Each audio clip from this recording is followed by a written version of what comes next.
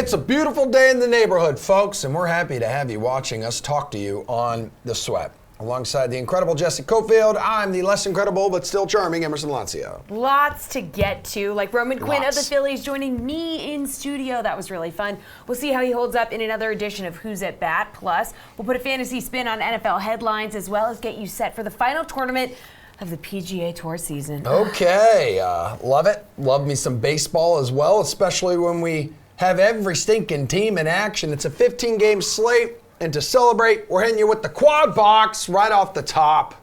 Good evening to DK Live, Steve Buchanan, bottom left corner. Matt LaMarca of the Action Network, top left corner. Thank you. Brian Entrican, hailing from the Quant Edge, top right corner.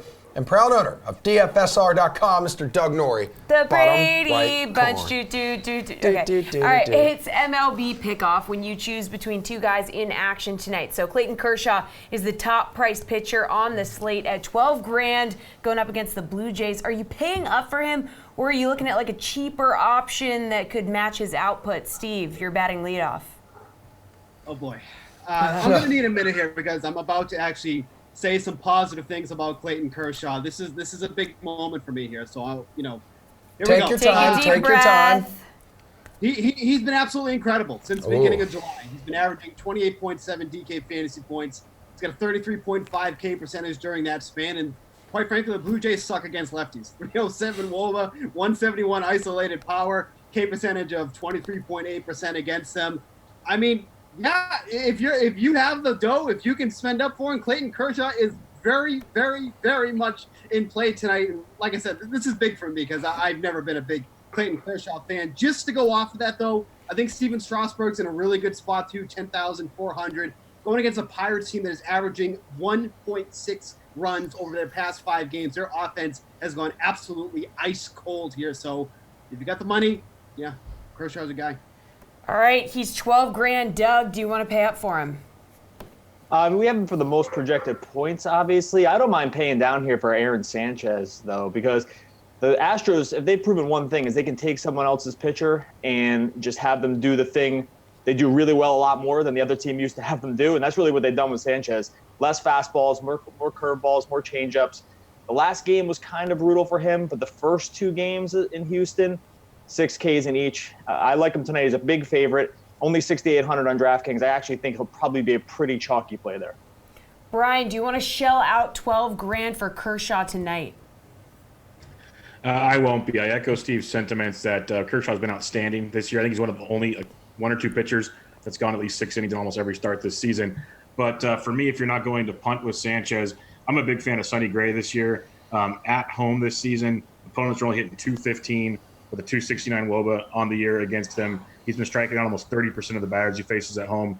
And he gets a Padres team that really struggles against right-handed pitching, and especially on the road, striking out almost 27% of the time versus righties on the road. And they hit a 251 with very limited power. So give me Sonny Gray below $10,000 to put up a big night. Matt, a lot of pitchers to choose from tonight. Do you want to pay $12,000 for Kershaw?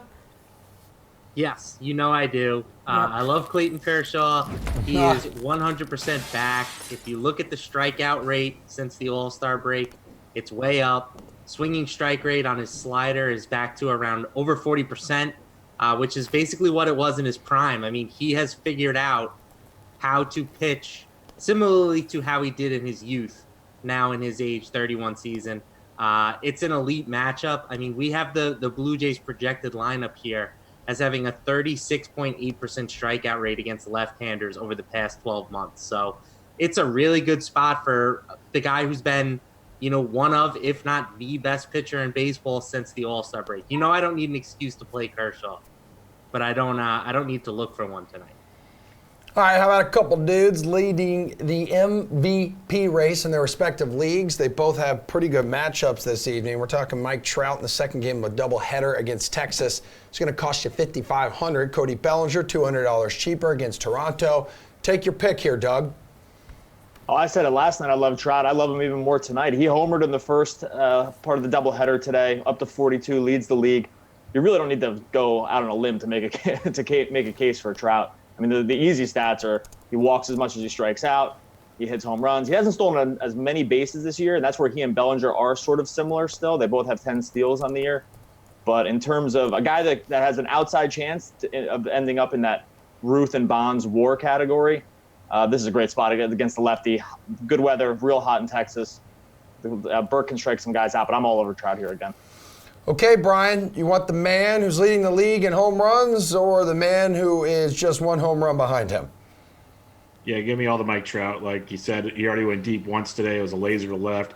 It's very, very hot in Texas. The ball's going to be popping out of there again tonight. They called up Burt from AAA.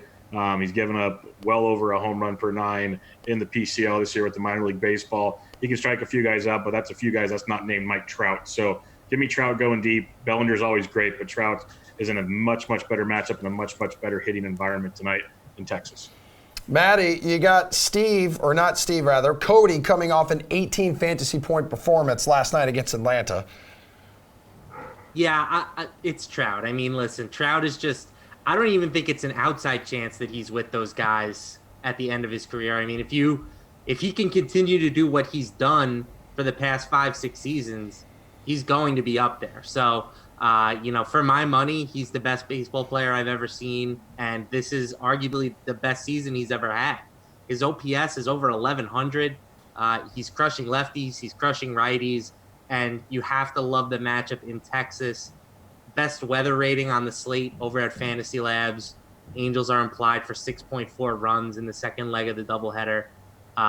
It's never a bad idea to play Mike Trout, but I think especially on today's slate, not a bad idea. All right, Steven, is it a clean sweep here for Mike Trout, or can you make some kind of argument for taking Bellinger over him? I have absolutely no problem taking Bellinger in this spot here. I mean, he's going against Sean Reed-Foley, who, doesn't exactly strike fear into any of the opposing hitters that he's going to face today. And I mean, he hasn't pitched a ton in the majors, but against lefties, he has a career 348 WOBA against them, 6.12 xFIP. I mean, if all the ownership is going to go on Trout, that's perfectly fine. I'll take Bellinger, get a little savings there too as well. I mean, this is like comparing gas prices when you drive down the street because you don't want to pay $2.50, but the other one down the street is $2.45. Not really that much of a difference. There's the two absolute elite hitters here. You can't go wrong with either spot, but I have no problem taking Bellinger in this spot. All right, we're looking at a couple lopsided matchups tonight. The Astros team total is set at 5.5 runs as they host the Tigers. Same total for the Braves as they face Miami. So which team do you prefer to stack here, Brian?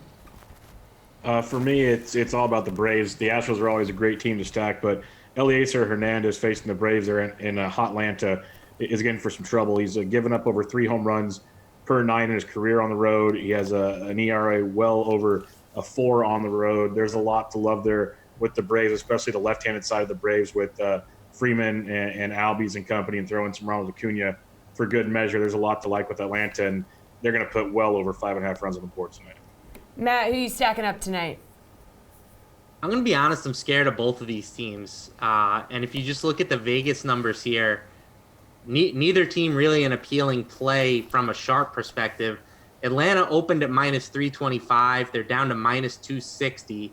And 53% of the money so far has come in on the fish. They're a very sharp team tonight. The Marlins are really seeing a ton of support from the professional bettors. And then if you look at Houston, they've moved from minus 370 to minus 270. So another team that, the Sharps really want nothing to do with tonight. I think that you can find plenty of offenses on this slate that aren't seeing such drastic reverse line movement. Someone like the Angels for certain, the Dodgers. I think that both of these teams have reasons to avoid them here, to be honest. Steve, I read your article on the playbook, and I know you like the Braves. Yeah, look at you with your research.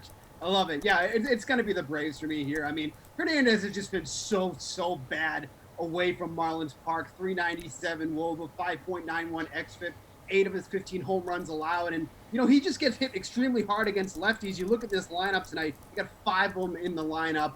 I mean, that just, to me, there's just a lot to like about the Braves here. Nothing wrong with the Astros. Both teams, the Tigers and the Marlins, have some bad bullpens behind these starting pitchers too as well. So, again, I don't think you can go wrong here. I mean, I get what Matt is saying here, but I just think the odds are skewed so high that it makes sense that some of these teams are getting back the way they are just because how good the money lines were on the opposition. But I think the Braves are in a fine spot here tonight. I have no problem stacking them.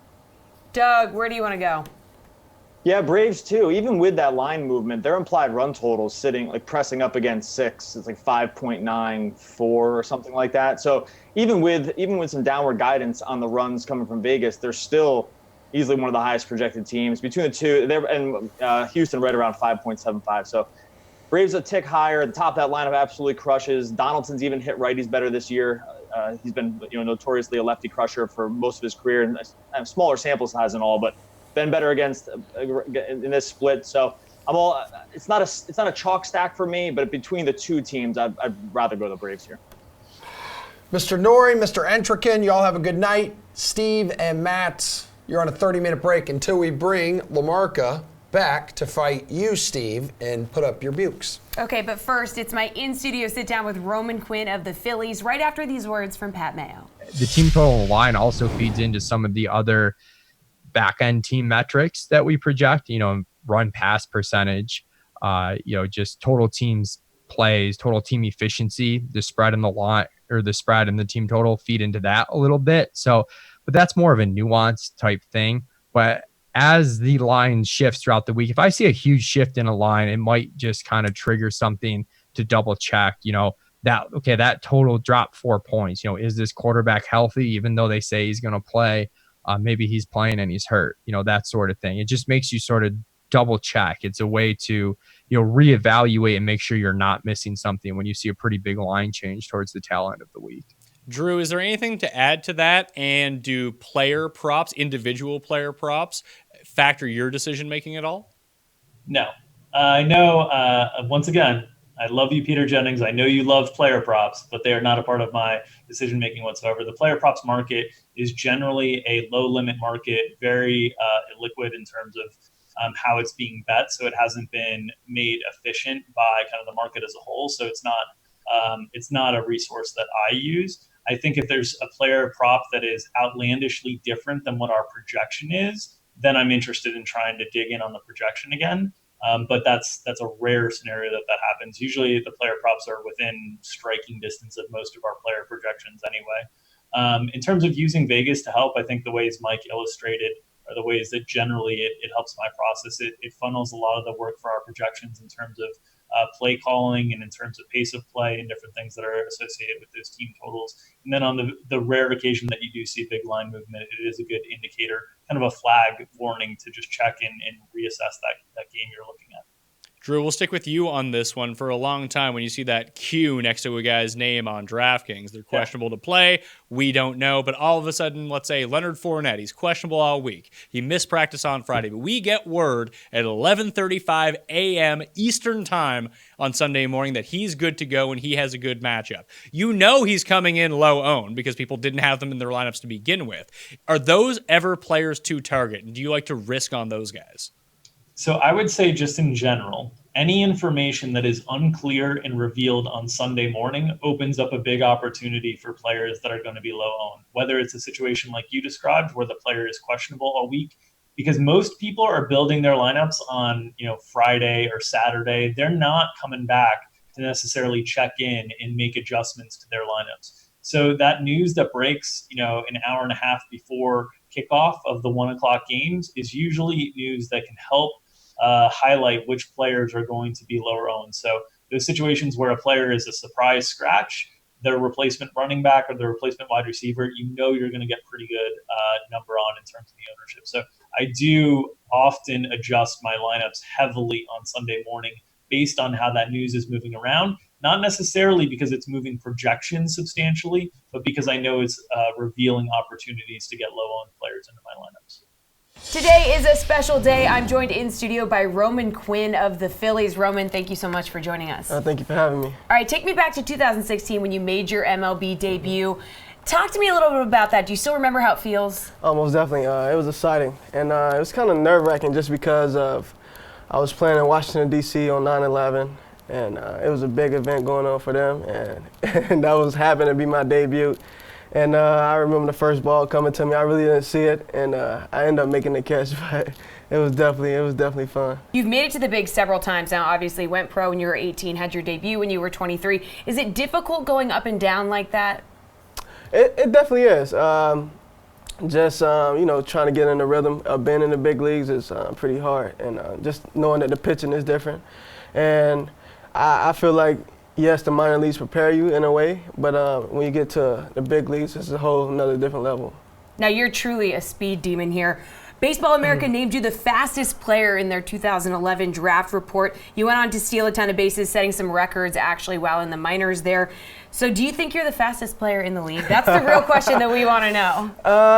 It's a lot of fast guys out there. I would say I am.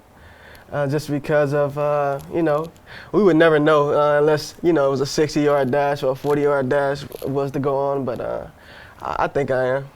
All right, you've also unfortunately dealt with a number of injuries on the IL right now with a groin strain. You tore an Achilles. Is it difficult to get back to that full strength, that speed when you rehab from said injuries? Not really. It's just frustrating to have like the same injuries keep happening, and knowing that like my body is trying to withstand like all the stress I'm putting on it with using my legs and with being fast, and the things that come with being fast is. It's tough, and I'm just trying to figure ways out I can utilize my speed and stay on the field at the same time. Okay, so what's more important when stealing bases? Is it speed or knowing a pitcher's tendencies? Knowing the pitcher's tendencies really helps you. Just because you got a lot of good catchers in the big leagues, and these guys have really good arms and throw for accuracy. And I feel like just picking and choosing when you go, and knowing like if the guy's slow or the guy's fast, or does he do something weird with his shoulders before he goes to the plate, and just figuring out things like that will definitely help you. Now this year you gave up being a switch hitter. What made you make that decision, and do you think it's helped you?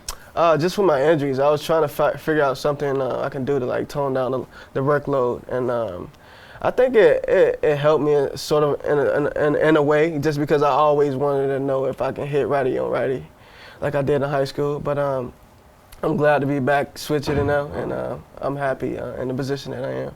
Now, looking at the Phillies this season, you guys are right there in the wild card hunt, just 2 games out right now. So what's going on in the locker room? I mean, what are you guys doing every day to be prepared to go out there and win? I think guys just trying to have fun, just trying to go out there and compete and have really competitive at-bats. And same with the pitchers, they're trying to compete on the mound. And they knowing that we can taste it and taste in the playoffs, and it's been a while since we've been in the playoffs. So it's definitely something we're pushing for.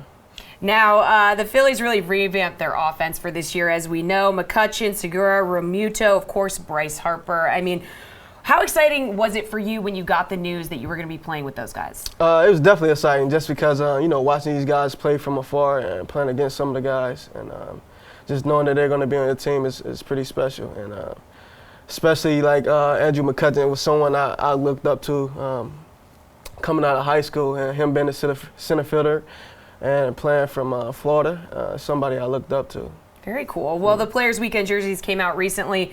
Who do you think had the best nickname? This is important. Okay. I kind of like Reese Hoskins, big fella. I like that. Yeah. It definitely describes his type of personality. Well, your nickname is PSJ. How did you get that moniker? It's like initials for my hometown, Port St. Joe. Okay. I did it just because of we went through a hurricane this offseason, and just to do something special for them like that, and let them know that I'm kind of representing where I'm coming from is big for me. Yeah, that's awesome. That's really cool. Now, we got to have you give out some superlatives for your Phillies teammates. So who would you say on the team has the best fashion sense? Jake Arrieta is pretty good. He's really big into shoes and different designer things, and he's got pretty good swag. Okay, what about best car? Gene Segura just got a new car that's pretty dope. Pretty sleek. It's pretty it's pretty nice. Okay, really what about nice. best dancer? Is there someone who's always dancing? McCutchen is always dancing. I don't know if you have seen like any memes from him doing like different dance moves, but oh my God. he really got some moves. We're gonna have to pull those up. What about best prankster? Is there somebody who likes to prank people? Not really. Not really. We don't prank people that much. So the position's open. Yeah, most definitely. What about craziest pregame routine? Does anybody have something weird that they have to do before every game? We just acquired Corey Dickerson, and I've been, kind of peeping him out a little bit. And he does like a special thing with his bats where he put them like in like a certain area, and if that one doesn't work for him, he goes to that, or he might get a new pair of batting gloves if he don't get a hit. He's very strategic about what he does. You can tell some people are like a little superstitious. Yeah, for sure. All right, well, we are DraftKings, so we have to ask, do you play any fantasy sports? Fantasy football is very big. It's very big, and with a lot of my friends, and we get together at draft. Yeah, that's amazing. Great way to keep in touch with friends, Exactly. Just keep playing. So you posted a bunch of cute pictures of your daughter and your new baby boy. Now tell me, what's your favorite part about being a dad? Just to see them grow. Every day is like something different. Like if I go on the road for a week or so, and I come back and it's just like their personality switch. Especially with my son now, as he's getting into months, and he's 6 months right now, and my daughter is 5. So just seeing them grow and seeing their personalities and how different they are is really special. Now, do you hope that they become athletes? If they want to. I'm not gonna put pressure on them to become athletes. Whatever, if they feel the need, like they want to play or want to try something out, I'm trying to help them the best I can. Awesome. Roman Quinn of the Phillies, we appreciate you stopping in. Thank you for having me. Hey, Starlin Castro with your DraftKings Fantasy Flash. Week 2 of the NFL preseason wrapped up last night with the San Francisco 49ers beating the Denver Broncos, even though Jimmy Garoppolo threw for 0 yards. After missing nearly all of the last season with a torn ACL, his return was hard to watch. Jimmy G was 1 of 6 for 0 yards and an interception, giving him a passer rating of 0.0. But let's not read too much into this. It was his first game back on the field in 11 months, and he only saw the field on 3 drives. On the other hand, Joe Flacco and Emmanuel Sanders looked good for the Broncos. Sanders was moving quick on the field and said he felt amazing in his first game back after last year's Achilles injury. Flacco was an impressive 7 of 11 for 59 yards in his Broncos debut. But they've also gotten a good look at their second-round draft pick Drew Lock in the preseason, and he has looked solid. It will be interesting to see who John Elway and company think should be under center this season. We've got 2 more weeks of meaningless preseason games until the real deal kicks off. And here to put a fantasy and sportsbook spin on some of the current NFL headlines is DK Live's Andy McNamara. We got Jerry Donabedian from RotoWire and the Action Network's Ian Harditz. All right. Good to see all 3 of you once again on our screens. Our first topic of the night, though, the handsome Jimmy Garoppolo and his miserable debut since tearing his ACL in Week 3 of last season, going 1 for 6, 0 yards, 1 interception, a passer rating of 0.0. This was last night on Monday Night Football. Jimmy G's touchdown total is set at 25.5. Chase or fade, he goes over that, Ian. I'm going to chase it slightly. It might be more of a stay away, but look, any conversation with Jimmy G involves a small sample size. I'm going to stick to the one that at least has regular season games. And that he's one of only 8 quarterbacks over the last 3 years to average at least 8 adjusted yards per attempt. And he's up there with Mahomes, Breeze, some of the league's most efficient quarterbacks. So it's going to be improved 49ers offense once the regular season comes around. We got Tevin Coleman there now. Rookies Deebo Samuel and Jalen Hurd both making plays in the preseason. My only hesitation is, I just went back the last 4 years in these Kyle Shanahan offenses, and he's only averaged 25 touchdown passes as a team over these past 4 seasons. So pretty sharp line, but I think with the improvements overall, Jimmy G gets in that 26 to 28 range. All right, Andy, he made headlines last week throwing 5 picks in practice. So you going to chase or fade that he hits the over on 25.5 touchdowns? I'm going to say fade. And that doesn't mean he's going to have necessarily a bad year, guys, but we see players come back after major injuries. Takes them a while to get ramped up, shake off the rust, etc. We're seeing that in the preseason, obviously. So I'm going to take the fade on the 25.5. And I think by the year's end, from halfway on, we'll see him getting back into the groove. But by then, probably the low 20s, and he'll still have an okay year. Yeah, Jerry, not a huge surprise Garoppolo was rusty. First game action here in 11 months, but he doesn't have a ton of time to get right, as Andy just mentioned here. Yeah, I mean, he was, 6 passes is such a small sample that we don't want to make too much of it. But you combine it with a lot of the reports coming out of training camp about him not looking good. Even 49ers beat writers saying that it looks like they're going to have to win with their defense this year, which I think people saw those tweets and kind of like, wait a second, what's going on here? Like, that's supposed to be the other way around. But also, even before any of this, just the fact he's coming back from an ACL. We've seen guys like Carson Wentz, Deshaun Watson, even going back Brady, Carson Palmer, come back and be effective the next year, but not quite their usual self. And I think with Garoppolo, we don't quite really know what his best self is anyway. And just looking back through the past 4 years, 11 and a half quarterbacks per year have reached 26 touchdowns. So it doesn't seem like a big number, but there is room for him to have a pretty good season and end up, maybe 24 passing touchdowns, a couple rushing scores, and maybe his performance funnels more rushing touchdowns to Coleman and Breda. So yeah, I think, if he has a bad season, he's not going to get it. If he has a good season, he may or may not get it. All right, Manuel Sanders returning to the field last night for the first time since tearing his Achilles last season, saying he felt amazing. Does this have him climbing up your draft rankings at all here, Ian? Yeah, he looked amazing too. I mean, making defenders miss in the open field and that reverse, and getting a nice contested catch. Didn't count because of the holding, but whatever. I mean, look, I don't even know if going to Case Keenum to Flacco can be called an upgrade. Like, it's not really that pretty either way, but last year, even in a not great situation, Manny Sanders was the wide receiver 15 in PPR scoring in weeks 1 through 13 before he got hurt. Now he's got Flacco there, who, wasn't great in Baltimore, but still in weeks 1 through 9, when he was under center, each of John Brown, Michael Crabtree, and Willie Snead were top 35 PPR wide receivers. I don't really know how the targets are going to break out in Denver. We got Noah Fant, we got Cortland Sutton, other options, obviously all the running backs, but where Manny Sanders is being drafted right now is like way outside the top 40. So absolutely use a late round pick on him. His stock's absolutely going up. Andy, what do you think?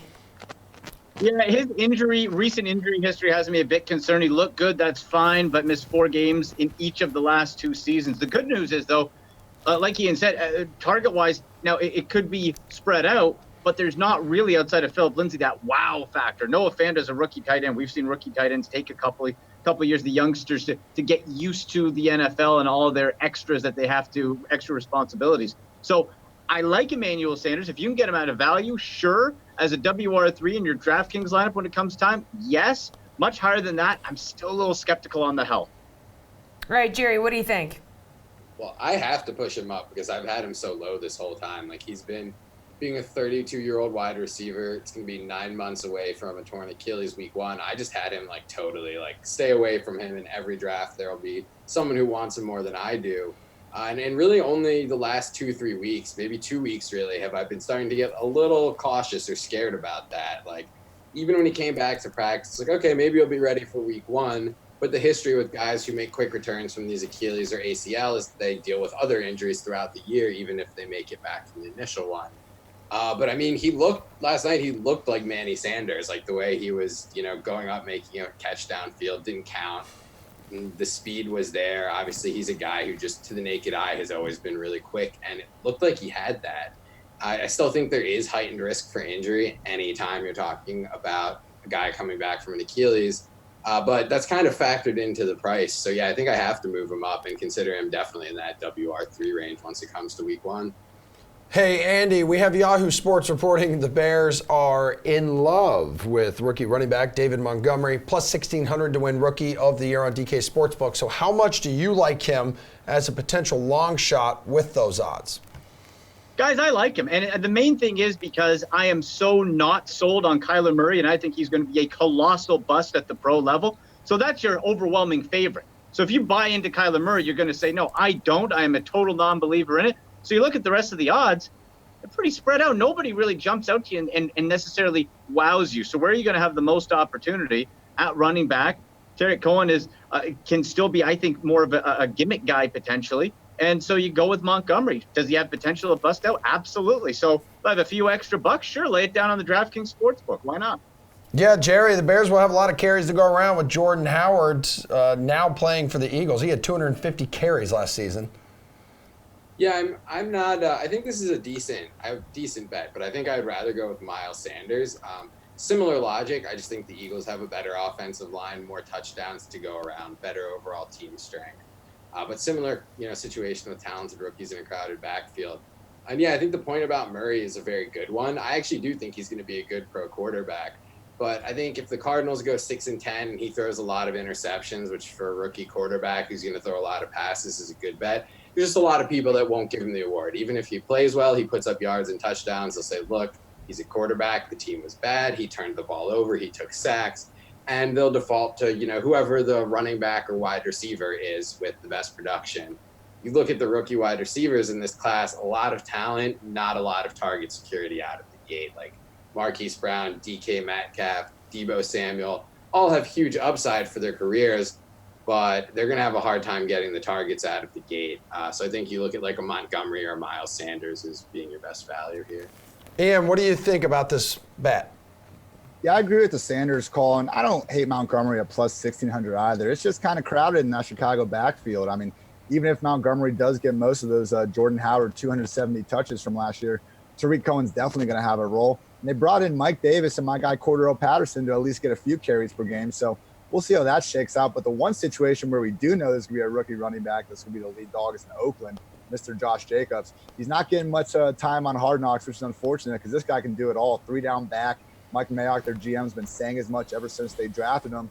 And, Gruden's been saying from day one, get ready to give him a bunch of carries. So only plus 1,000 odds for Jacobs. And, I think he'd be anyone's pick to lead all these rookie running backs in total touches. So I'll follow the opportunity there. That's because he's got a veteran diva wide receiver stealing his thunder on Hard Knocks right now. Come on, man. Yeah, that's a whole new can of worms. Can't get into that. Thanks for the advice, gentlemen. Reed and Jeff are here to help you with how you should approach this weekend's PGA Tour Championship right after this Between the Lines podcast update. Tonight is one of those matchups that really is just a monstrous mismatch. We've already talked about how much we like betting the Dodgers at home. They almost never seem to lose. They are minus 310 to beat the Blue Jays tonight on the money line. That's because Clayton Kershaw is going up against Sean Reed-Foley. Look, I'm not dumb enough to bet minus 310, even though the Dodgers, the last 20 times they've been favored at minus 200 or better at home, they've won 16 of those 20 games. It's not enticing enough at minus 310. I understand that, but you can get Clayton Kershaw to record a win at minus 143. He's won his last 4 starts. He's also pitched incredibly at home since the start of June. His ERA is 1.37 in that 3-month span.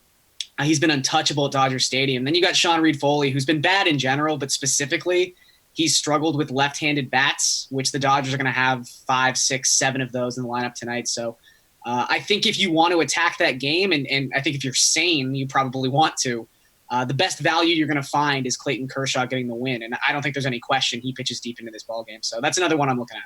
Kershaw's strikeout prop is pretty good too. I want to talk more about that game. What is this? Under 7.5. That's a good. I like that over on Kershaw's strikeouts at minus 112. Minus 112 over under of 7.5 strikeouts for Clayton Kershaw. He had 10 in his last start against Miami. I watched that start and he was just all-time dominant. His fastball's not what it was. The speed's, he's still got his breaking pitches though, and that's really the key here. Exactly. He's been just completely dominant. And other options, minus 1.5 at minus 148 is something you can bet. And Sean Reed-Foley, lefties have just crushed him this year. A 368 WOBA versus 275 for righties, but he's also been just pretty lucky overall. I was looking at his ERA is somehow 3. But his xFIP is 6.18, and that's a better indicator of who he really is as a pitcher. He didn't even have an ERA of 3 in the minor leagues. With the AAA Blue Jay affiliate, he had a 6.26 ERA. So he's magically gone down to 3.0 ERA. He might have the worst control of any pitcher currently pitching in the majors. And again, we don't have to get too deep into this, but after the Jays traded Marcus Stroman and Aaron Sanchez from a team that already didn't have 5 starting pitchers, you could say they're scraping the bottom of the barrel to find guys to just throw out there for the next 6 weeks. Gary's going to be starting in September. I'm looking forward to it. I've been waiting on this for the last 27 years, so I'm really excited. I'll get you guys some tickets. It's a bittersweet week in the golf world. The season wraps up on Sunday, but the good news is next season starts in 3 weeks. Reed Fowler and I discussed that earlier. And here to put a smile on our face is Reed T. Fowler and Jeff Ulrich, our gorgeous, gleaming and sometimes grouchy golf gurus. All right, let's break down this season finale, the Tour Championship. It's the top 30 golfers in the FedEx Cup standings playing at East Lake. Wherever you are in those standings is where you start. All right, so listen Justin up. Thomas leads the way, nice. starting the event at 10 under. There is no cut, so given this unusual format, how should DFS players approach this tournament, Reed? Yeah, awesome graphic there. That is by a great Samir and the graphic. graphics team. Yeah. Nice. Yeah. So you kind of see it there, right? It's sort of a starting position where the guys who had the most FedEx Cup points coming into this tournament gets that, that top notch. So that's Justin Thomas at -10. Then it goes down, obviously, by 2 strokes to Brooke or to Cantlay, and then -7 to Brooke, so on and so forth, all the way down to the guys who are in last place, essentially starting at even. So when you look at DraftKings, it's not necessarily going to be about finishing position, right? Justin Thomas starts off with 30 points, but he doesn't get the birdies, the eagles that got him to that first place. He just gets those 30 points. If he drops out of first, he then loses those 10 points. If it's a second and Patrick Cantlay gets the first, he gets those extra 10 points. So in terms of scoring, duplicate lineups will happen. There's only 30 guys in the field. You need to differentiate yourselves by leaving salary on the table, not necessarily using the full 50K. And even going down to those guys who are in the 5K range. I mean, you have Lucas Glover there, who is 4th in birdie or better gained over the last the 2 tournaments. In the playoffs, Abraham Anser, another guy who's in that 7K range, who is playing extremely well. You don't have to necessarily roster the top guys because finishing position might not mean as much as getting birdies per hole or per round. All right, Jeff, how are you going to differentiate yourself here? I'm just going to shut my eyes and click some buttons, Jesse. That sounds like you. It sounds like you're preparing for the show. For a dummy like me, this tournament is it's throwing way too many things at me. But I'm going to try and make it simple for people. I mean, you should approach it with tiers, obviously. I mean, you're looking at, obviously the graphic's not up on the screen now, but if you look at the -6 range or whatever, and you can see, I mean, a guy like Patrick Reed, obviously being cheaper. Oh, thanks. Obviously, Patrick Reed at -6, being cheaper in price than Rory McIlroy at -5. I mean, it's going to make you interested in Patrick Reed, especially since Reed has outperformed McIlroy in the playoffs. I mean, you're getting a shot here and a cheaper salary. And you can go down the list. I mean, Justin Rose at $6,900, insane value compared to Ricky Fowler. He's $2,000 cheaper than Ricky Fowler. They're both starting at -2. I don't know what world Ricky Fowler is not better than Justin Rose in, but it's not the one we live in. So you can definitely look at things like that. That being said, you don't just have to base your lineups off that. Reed made a good point.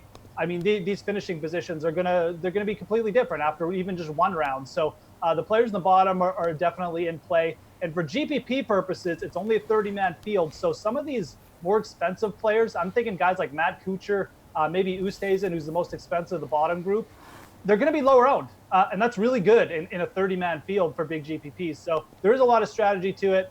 I wouldn't overthink it too much, but you do have to use a little bit of your brain this week, which is going to be hard for me.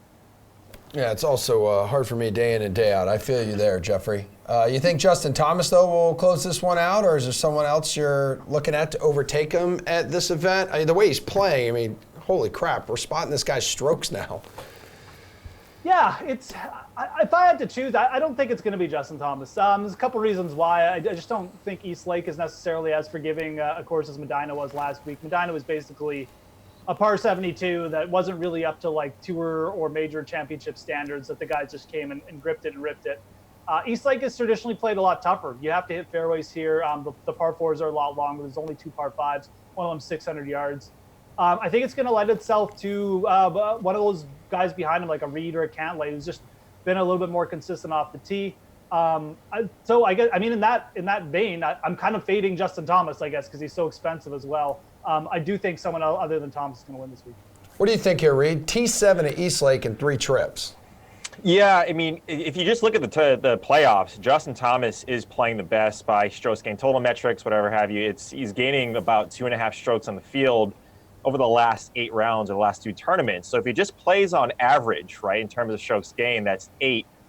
It's 8 strokes that he's getting. So that finishing score is at -18. And so to Jeff's point, I do get these guys like Cantlay, who's hitting it a lot better in my estimation over the longer sort of 24 rounds. If you just go further back, he is hitting it the best out of, I think, the top guys. And you have Brooks right there at -7. So I just think from a mathematical standpoint, Justin Thomas has the best shot just because when you see at his top, even if he's at an average, game, he's still getting at least two or three birdies. And the finishing scores when this tournament wasn't like this format, we're around -11, -12, around that range. And so if you just rattle off a couple of birdies and you get 2 or 3 under, and if you're Justin Thomas, there's a good shot. I mean, if there's anyone in my estimation that could do it, it's Rory, because his ceiling is extremely high. If he plays just above his average or even close to where his top game is, he can easily get you that 64 in round 1 and be running the mix of things. But other than that, I think this is JT's tournament to lose. All right, Reed, of the guys starting at 4 under, who do you like to finish higher in that group? I mean, 4 under, that's going to be tough, but I think John Rahm, again, in my estimation, is in that spot. I mean, Webb Simpson, too. Like, when you talk about Donald Ross courses, this guy is number 1 over the last forever, because you got the Wyndham Championship. He's played all right in the Tour Championship. But if I'm going to choose a guy in that -4 range, John Rahm, you just look at this entire season and just in the playoffs in general, he hasn't finished outside the top 5, but just like his ball striking, kind of like how JT came into last week's tournament, his ball striking is there. His putting is just eluded him a little bit. But if it's not Roy, not JT, I'd like John Rahm at that -4 spot. Jeff, who do you like?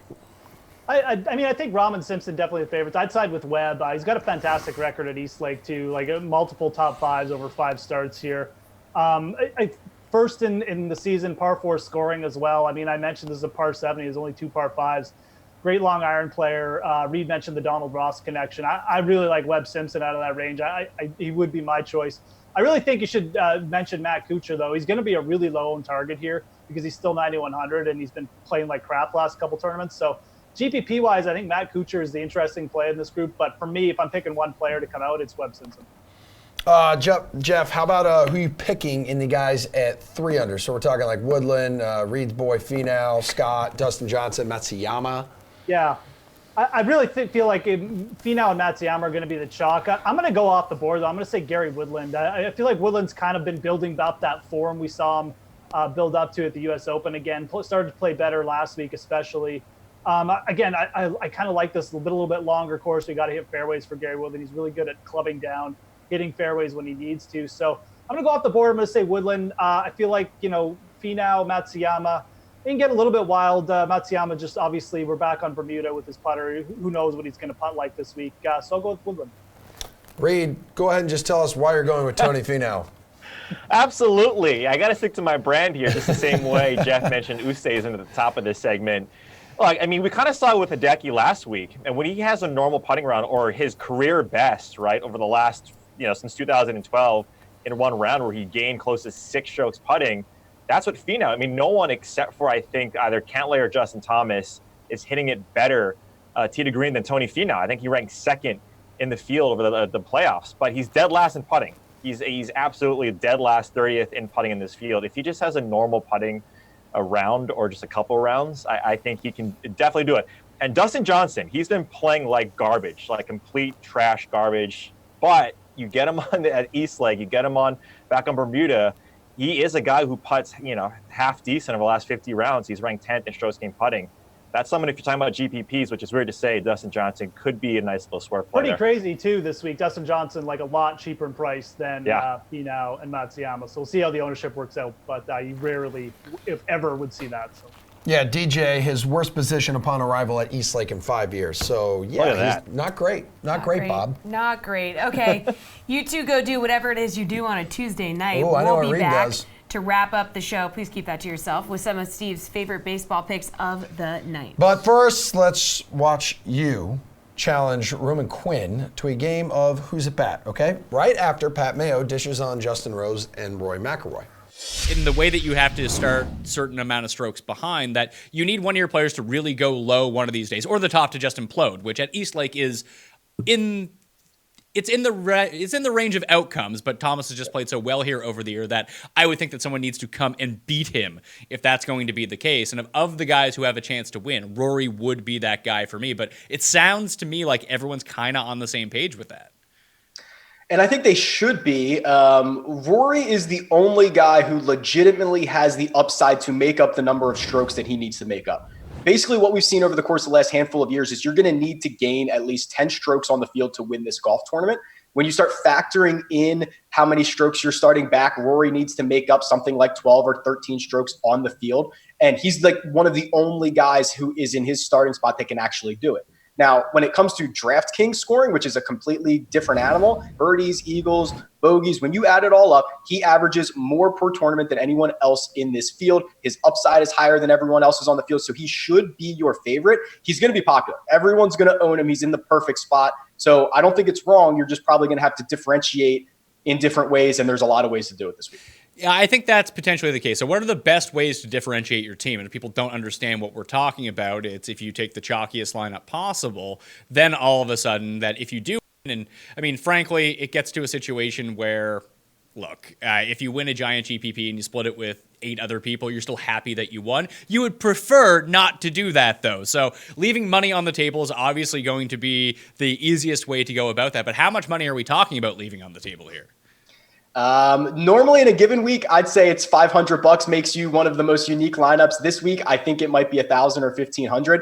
I've already made a couple of lineups that I'm really, really comfortable with that have $1,500 sitting there on the table. I don't think people are usually going to go that deep. No matter what we say, no matter what they do, it is like the human nature to go up and try to spend as much as they can. People don't like to leave money on the table. They think they're leaving points on the table. So I don't think it's anything crazy. I don't think it's $5,000, $6,000. I think it's like $1,000 or $1,500.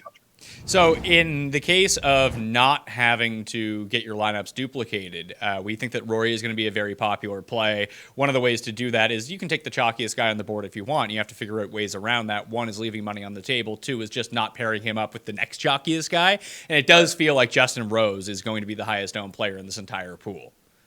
Yeah, I'm not sure it's close. I mean, he's $6,900. He's one of the best players on the planet. As soon as the pricing came out, Twitter exploded and was like, well, Justin Rose, like lock him into every lineup. So yeah, you're right. If you start Rory Rose, you better get really creative after that because you're probably going to have the 2 chalkiest guys. So I'm here with Roman Quinn of the Phillies, who's going to play Who's at Bat. It's a game we play here, so we're going to show you the silhouettes of some famous batting stances. You're going to try and guess who it is. Are you ready to give it a shot? Let's do it. All right, let's see our first stance right here. That's an easy one. Any guess? Yeah, Ryan Howard. No. Nope. It's a guy who loved his backwards hat here. Here? He loved his backwards hat. Ken Griffey Jr.? Yeah, there we go. Ken Griffey. All right, that's who it is. All right. Let's see our next one. You got this, man. He hit like a bajillion home runs, 50,000 in the Derby this year, still lost. Still lost. Vladimir Guerrero Jr.? Yeah, there we go. All right. Nice. Let's get our third one here. Some of these are very hard to tell. Yeah, that is hard to tell. I look like Ronald Acuna Jr. Ah, there we go. You got it, man. All right. Our fourth one, here we go. Okay. That's tough. He's got 6 kids. 6 kids? Yeah. I don't know if that helps you. Alfonso Soriano, here we go. There we go. That's like one of my favorite players. Random fact there. Yeah. All right. Next one here. Oh, okay. I see the long hair in the back. You know him very well. Is it Freddie Galvis? I know him very well. It's someone. No. Go ahead. You give me a hint. Give me a hint. He's in this room. He's in this room? Yeah. Oh, that's me. That was the best hint I could give you. He's in this room. He's inside the building. I don't even know my own batting stance. Okay, now we have a bonus one. This is courtesy of our good friend, the batting stance guy. It's a video here. Let's see if we can get this. Can you guess who he's imitating?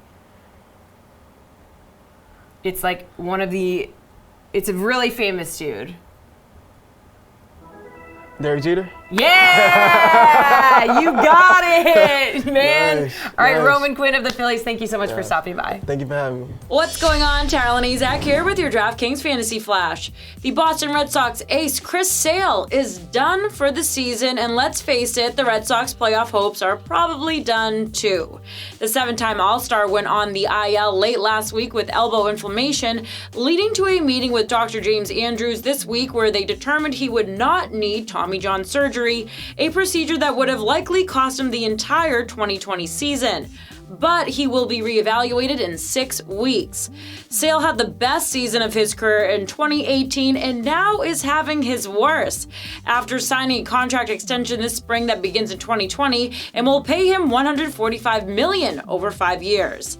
The defending World Series champs are riding a 5-game win streak, but they're going to need to pull off a miracle if they want to make postseason. They're already 6 games out of a wild card spot, and losing Chris Sale can't help their chances.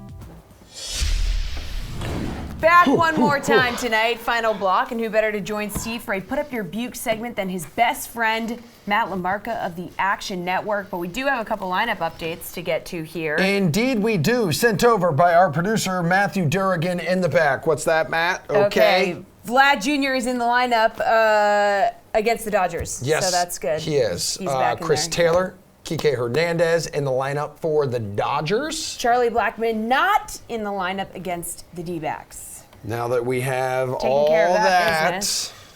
for those of you new here, put up your bukes. This is when Steve gives some of his sneaky plays of the night. That's him, absolutely jacked on the graphic, including point projections. And then Matt will attempt to debate him. And with that, swing away, Steven. Yeah, so we're going to start off with Michael Pineda here for 22 DK fantasy points. I like his salary a lot at $8,900. He's just below a lot of the more expensive guys, but a little more expensive than some of the chalkier value plays here. So I think he's actually going to go pretty overlooked in this matchup against the White Sox, and he's pitched against them twice already and done extremely well. He's got 13 innings under his belt against the White Sox, 3 runs allowed on 10 hits with 13 strikeouts.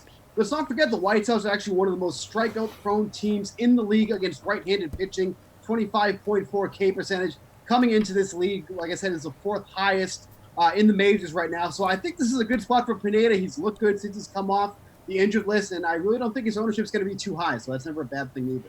Steve, what do you think Matt is going to say to this? I don't know. He's going to say something about the dumb StatCast data that he got off the Action Network or something, so let's hear it.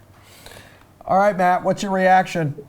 Well, the dumb StatCast data is more predictive than just about anything in terms of fantasy points. So, yeah, he was hit really hard in his last start. 98 mile an hour average exit velocity, 60% hard hit rate. That's trash. I get the pick. The White Sox have been really bad recently. I mean, they've been bad all season, but they've been really bad recently. But Pineda, to me, is just too hittable of a pitcher to take advantage of this matchup. I don't see the strikeout upside. His K per 9 is just over 8 on the season, 7.67 since the All-Star break. And I get that 8,900 is cheaper than, some of the true stud pitchers on the slate, but it's not cheap. Like you can get Jalen Beeks for half this guy's salary. So I don't see it. I get the low ownership. I get the matchup. I just don't think Pineda is very good, and I find him to be overpriced. All right, Steven, who is your next pick? And give us that DK point projection. Yep, Jalen Beeks, the guy who gets rocked at home all the time. Good pick, Matt. Let's talk about Team Segura here for 16 DK fantasy points, batting cleanup tonight, which I actually think is great at 4,200. I just think he's such an underrated bat against left-handed pitching. He's got a 383 WAR against him, 294 isolated power on the year, and then on the road, just as good. 339 WAR, 269 isolated power. He's at Fenway Park tonight, which is basically just as good as being at Citizens Bank Park as far as I'm concerned. Like I said, batting cleanup tonight, I think they're starting to recognize how good he's been against lefties, so he's normally not their cleanup hitter, but if they're going to continue to run him out here in that cleanup spot, I just think it brings some excellent value. 4,200. If Matt says he's overpriced, he's absolutely insane, and this is why he likes someone like Jalen Beeks tonight. But, Matt, have at it. All right. I'll take Jalen Beeks versus Pineda value. Yeah. We'll screenshot later. Okay. There you go. Always backing down from a challenge. Ooh. Segura is a much better pick. I like this call. Really good splits against left-handers, and if you look at the lefty he's facing, Brian Johnson, he has been destroyed by right-handed bats. 470 WOBA against him over 80 at bats. So not a huge sample size, but he just has not displayed an ability to get out right-handed batters. And Segura is a very good right-handed bat. I love that he's batting fourth tonight, and his StatCast data from the past 15 days is really good. So there's nothing for me to fight Steve about here. This is a solid pick. All right, Steven. Third Buke, Kyle Schwarber, 14 DK fantasy points. Tell me why. Yeah, I like this spot for him. He's only 4,200, so he's not going to cost you too much here. Tyler Beede's been getting wrecked as of late. I mean, the Giants have flat out said they're trying to work with him to get him back to some of the first half stats that he was displaying. But 9 home runs through 38 innings during the first half. He gave up 9 home runs during the second half, which is through 38 innings. During the first half, he only gave up 8 here, and he's really struggling against lefties on the road. And now he's going to Wrigley Field where the wind is blowing out tonight. And it doesn't hurt that Schwarber's been doing pretty well in the month of August, 400 with 310 isolated power during the month of August. So I think this is an excellent spot for the Cubs as a whole here, but I think Schwarber is something that you definitely want to focus on. Really all the lefties in this lineup here, but Schwarber at 4,200 is a really cheap way to get some exposure to this lineup against Tyler Beede in this spot at Wrigley Field. So I definitely like this spot here for Schwarber. Matt, he's kind of got me sold on Schwarber. Can you unsell me? Obviously. Yeah, I mean, so Schwarber over his past 8 games has hit 2 home runs. Other than that, he has 1 hit. The guy's got 3 hits in his last 8 games. Oh, no. 2 of them have gone over the fence. So it's a classic boomer bust type of play. There is definitely upside in this matchup. I will not deny that fact. But I just think that he has a lot more bust potential than Steve is giving him credit for. He's batting 6th in the lineup, which is never an appealing spot. I mean, really, once you get outside of the top 5 of the batting order, you see a pretty steep decline in terms of fantasy production historically. So if you're backing Schwarber, you pretty much need him to hit a home run. I'm not going to say that he can't do that because he certainly can, but just be prepared to take a 0, almost or more often than he hits a home run for you. All right, we got one more Buke. Steven, take it away. Well, real quick, I just looked up the StatCast data for those 2 home runs. Over 200 miles an hour. I mean, yowie wow. That's some hard hits right there. Not accurate. To the moon! Statcast.com. That's where I went. Let's talk about Starlin Castro for 12 DK fantasy points. Another good way to save some salary at second base. Only $3,700 tonight. And look, he's got some good numbers in the month of August. 353 WOBA, 206 isolated power. And his numbers against lefties aren't too shabby either. 342 WOBA, 156 isolated power on the year against lefties. Look, no one's going to be targeting the Marlins bats here pretty much on any night, but especially on a 15-game slate. We've seen Dallas Keuchel been pretty much boom or bust since he's made his debut with the Braves. I don't think this is necessarily a start where he's going to bust, but I think there are a couple bats in this Marlins lineup that can actually handle him, like Starlin Castro, like Brian Anderson. So I like Castro a lot in this spot. I'm pretty sure his StatCast data is pretty good too as well, but I'll let Matt speak to that one there. So I like that. Data. I would just like to say, you mentioned Dallas Keuchel. We will be talking with him tomorrow, and he will be on the sweat this week. You can tell him what I said. I don't care. It wouldn't be a bad idea to cut that off. We'll show him that clip and make sure he has your home address. All right, take it away, Matt. I think this is actually a pretty good call by Steve. Pretty sneaky for sure. Nobody's going to be on Castro tonight. I totally agree with that. But I mentioned earlier in the show that the Marlins are a heavy, sharp action team tonight. I think that they can get to Keuchel. They got to Keuchel the last time he faced this team, which was only 2 starts ago for him. And Castro has been really good against left-handers, particularly on the road this season. 144 WRC+. So if you want to play Castro, that is the situation to target him in when he's facing a left-hander away from Marlins Park. And I think that this is a pretty good spot for him against Keuchel, who is a hittable pitcher. When he's not on, he can get lit up. So I think that that's a pretty nice play at his current salary. Thanks. You're welcome. I love the relationship you two have. All right, real quick, guys. Slate approved pick. Who's your lock for tonight's entire slate? Steven, start us off. Love Freddie Freeman tonight. Like the Braves as a whole against the Marlins. I don't care what Matt says about the sharp money. They're not always right. So go with the Braves tonight. All right, Matt, have at it. They're not always right, but they're definitely right more than they're wrong. That's why they're sharps. Give me my boy, my one and only Clayton Kershaw. He's bringing the goods tonight. All right. Good Wonderful. stuff, guys. Excellent show. Excellent work as always. This is The Sweat. I'm Jessie Cofield. He's Emerson Latzia. We will be back tomorrow at 6 p.m. We got a lot of cool stuff coming. Going to have some cool interviews. We don't know. We are jam-packed with interviews But we this don't know week. if those will all be on the show tomorrow, but probably one or two. So This week. Tune in at 6 tomorrow. Bye.